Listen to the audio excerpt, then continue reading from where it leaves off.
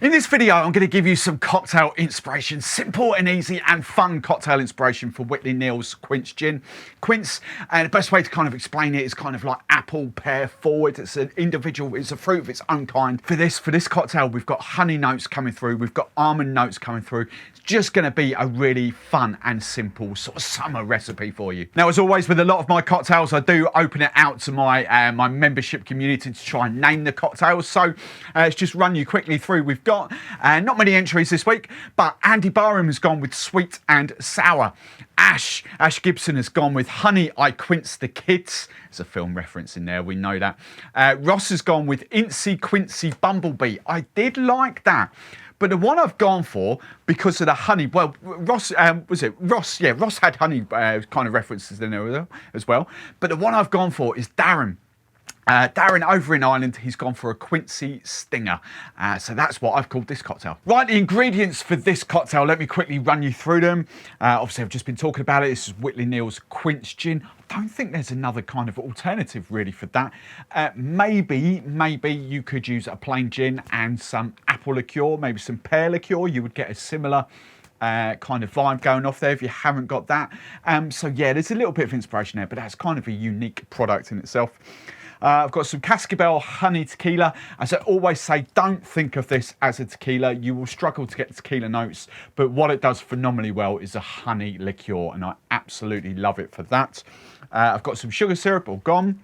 I've got some toasted almond bitters. I did a live stream, and probably by the time this comes out now, it'll be a few weeks ago, but loads of people have been asking me about bitters. I've got nearly 40 odd in my collection. I just thought I'm going to start to roll these out as pure inspiration. You don't have to use the bitters. I'm just going to try and show you what you can do with them. And if you want to recreate the almond notes, maybe a few drops of amaretto or disaronno or something like that. I've got some, there's still a bunch of foamers. I'm not saying this is an egg white cocktail. I just love the kind of frothy finish. I kind of love that. So I'm going to use a bit of foamers in there. I've got some lemon juice, and it's the first outing of this is the Sundowner. So we've done the turtle juice from Gunna. This is the Sundowner. Almost think of it as, they're not sweet, but almost think of it as a not sweet version of Sprite. It's kind of lime soda in that sense. It's got a little hint of sweetness to it, but not kind of bitter as a soda either. So it's kind of lovely, so should work quite well with this. Right, shaken cocktail. So I'm going to go down the line. First ingredient is the Quince Gin. I'm just going 45ml, 1.5 ounces. Quick shout out, the jigger is now available on Drink Stuff as well. So I'll put a link below for my little jigger. But 45ml, 1.5 ounces of this lovely, beautiful Quince Gin. Next ingredient I'm going for is my Honey Tequila. And this is just going to give awesome honey notes to the cocktail. And I'm just going for 15ml, half an ounce of that.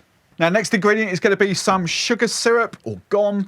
I'm actually going to add 15ml to this, but feel free to dial it back slightly. I'm only using 15ml simply because the soda that I'm using, the sort of the lime soda, is a little bit, is not as sweet as like a Sprite would be, for instance. So if you are going to use Sprite, dial this back down. But as I say, 15ml, half an ounce of just sugar syrup.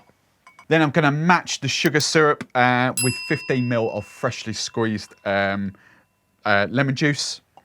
Now I'm going for my almond bitters. Let's just get you a little close up of that so you can see them.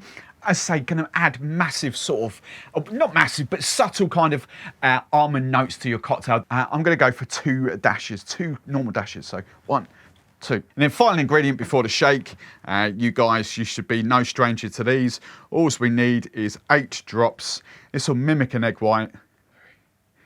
5, 6, 7, 8. Time to shake down, so load up your cocktail shaker with plenty of ice. The more ice, the better. And then we're going to give it a hard, fast shake for 10 to 12 seconds. Right, and when you're out of breath and that's nice and frothy, I'm just now going to add my final ingredient. Let's get a close-up of that. My Gunna Sundowner, say lemon lime soda. Think Sprite, but nowhere near as sweet as Sprite. Lovely lime forward. I'm going for 60ml, double bubble, 2 ounces. Straight into the shaker. Now I'm going to serve this up into a decent kind of highball glass. I've just got a kind of nice sort of, I think it's about 14-ounce highball glass. Load up with fresh ice. And I'm just going to single strain that over the top. There we go. We haven't lost the foam either.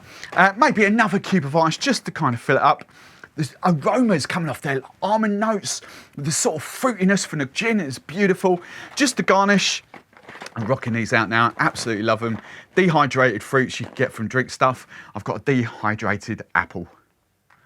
As always, if you want even more gin cocktails, dive into the video playlist right there. If you like the video, big old thumbs up. And if you haven't done so already, make sure you subscribe to the channel.